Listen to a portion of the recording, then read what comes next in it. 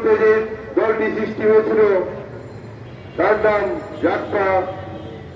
নেতা শফিউর প্রধানের হাত ধরে রাজনীতি করতে এসে অনেক নির্যাতন সহ্য করতে হয়েছিল।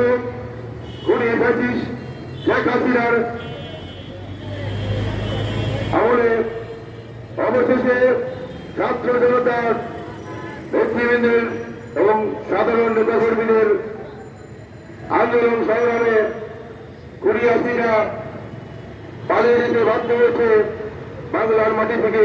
এখনো আওয়ামী লীগের ফেরাত তারা মাথা দেওয়ালে উঠতে চায়, তাদেরকে আর যেন রাস্তায় নামতে না দেখি সেই ভূমিকা পালন করতে হবে আমাদের।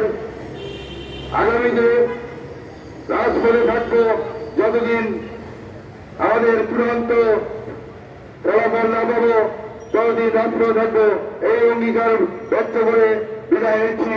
বিজয়ের পথে যাত্রা করুন, জীবন অচল মৃত্যু।